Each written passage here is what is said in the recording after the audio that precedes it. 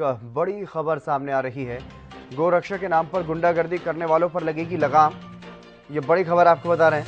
हरियाणा के हर जिले में गठन होगा गोरक्षा संगठन। संगठन में अधिकारी भी होंगे शामिल।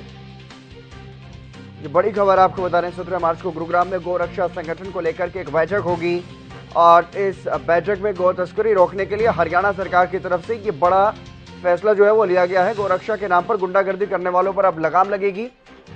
मॉब लिंचिंग की या फिर इस तरह की जो घटनाएं सामने आ रही थी, गोरक्षा के नाम पर जो गुंडागर्दी करते थे, ऐसे लोगों पर, ऐसे आपराधिक तत्वों पर लगाम लगाने के लिए यह फैसला हरियाणा सरकार की तरफ से लिया गया है।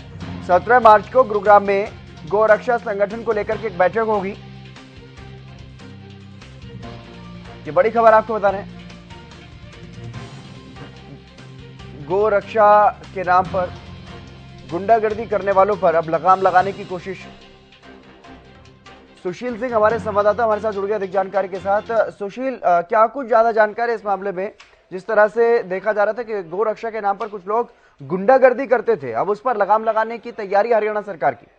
बिल्कुल, देखिए हाल ही में भिवानी में देखा गया था और 2 शव बरामद किए गए थे, जिसके बाद गौरक्षक निश्चित तौर पर निशाने पे थे और तमाम आरोप प्रत्यारोप का दौर चला था और उसके बाद मुकदमे भी दर्ज हुए। हालांकि अभी भी वो आग शांत नहीं हुई है और इसी के मद्देनजर अब हरियाणा सरकार ने एक बड़ा फैसला लिया है और अब गौ रक्षा संगठन बनाने का ऐलान किया गया है। ये तमाम प्रदेश के सभी जिलों में बनाया जाएगा। हालांकि शुरुआती दौर में इसकी शुरुआत हरियाणा की आर्थिक राजधानी गुरुग्राम से की जा रही है और इसको लेकर 17 मार्च को एक बैठक गुरुग्राम में होनी है, यानी यहां से इस बैठक की शुरुआत हो रही है और इसके बाद अगर यह प्रयोग सरकार का अगर बेहतर रहा तो निश्चित तौर पर दूसरे जिलों में इसे अपनाया जाएगा। ये जो संगठन है, इस संगठन में अधिकारी भी शामिल होंगे, बाकी लोग भी शामिल होंगे और प्रॉपर जो लोग शामिल होंगे उन सबकी जानकारी हरियाणा सरकार को होगी। अभी हाल ही में जब ये पूरा मामला उठा था, उसके बाद तमाम सवालात पूछे गए थे सरकार से, तो सरकार ने कहा था कि 2021 में एक नोटिफिकेशन जारी किया गया था। हालांकि अभी उसको लेकर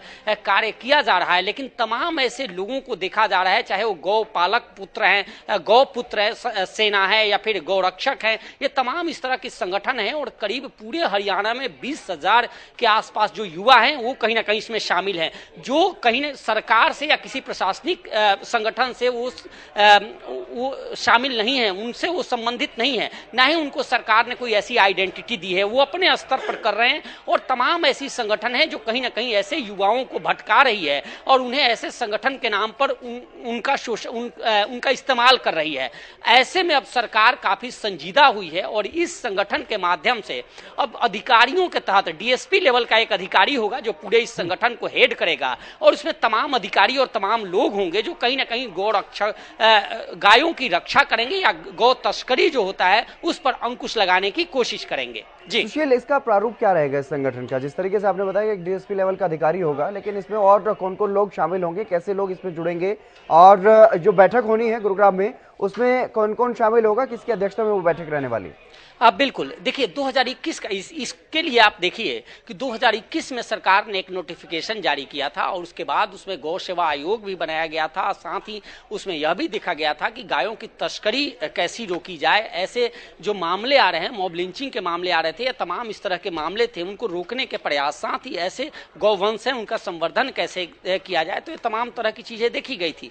लेकिन वो धरातल पर कुछ खास नहीं उतरा था और सरकार ने घोषणा किया था, नोटिफिकेशन तो किया था, लेकिन उसके बाद तमाम ऐसे संगठन हैं जो गौ रक्षा से संबंधित हैं, उन्होंने अपने स्तर पर इसका संचालन शुरू कर दिया। गौ रक्षा टास्क फोर्स बना लिया और उन्होंने इस तरह से अपने काम करने शुरू कर दिए थे, जिनको कहीं ना कहीं सरकार से एफिलिएशन कोई नहीं था या सरकार का कोई नुमाइंदा इसमें शामिल नहीं था। और यही वजह था कि तमाम इस तरह की घटनाएं सामने आती है कि जहां गौरक्षकों पर सीधे आरोप लगता है कि चाहे वो मॉब लिंचिंग करते मिलते हैं या फिर किसी के जान के दुश्मन बने पड़ते हैं। तो कई ऐसे मामले सामने आए हैं और उसके बाद हरियाणा सरकार ने अब विधिवत इसको शुरू करने का प्रयास कर रही है और इसी के तहत पहला कहें कि प्रयोग के रूप में गुरुग्राम से इसकी शुरुआत हो रही है। जो 17 तारीख की बैठक है उसमें पुलिस कमिश्नर समेत तमाम लोग शामिल होंगे और उसमें यह विचार कर एक संगठन तैयार किया जाएगा और उस संगठन में सरकारी अधिकारी के साथ साथ जो ऐसे रेपुटेड लोग हैं उनको भी इसमें शामिल किया जाएगा। तमाम इलाकों से इनपुट्स जो सरकार के पास है कि किन किन इलाकों से गौ तस्करी होती है उन इलाकों के लोगों को भी शामिल किया जाएगा और एक ऐसा प्रारूप होगा जिसमें जो सदस्य होंगे उनको ही अधिकार होगा कि गौ तस्करी को रोकें या फिर उसकी सूचना दें और प्रॉपर उनको एक आईडी भी सरकार जारी करेगी जो विधिवत रूप से हम ये कहें कि आधिकारिक रूप से वो संगठन के सदस्य होंगे और वही इस पर अंकुश लगाने के प्रयास करेंगे। चलिए, बहुत शुक्रिया सुशील तमाम जानकारी देने के लिए। तो हरियाणा सरकार की तरफ से ही एक पहल जो है वो की जाएगी ताकि इस तरह की गुंडागर्दी पर लगाम लगाई जा सके। गोरक्षा के नाम पर गुंडागर्दी करने वालों पर अब लगाम लगाने की तैयारी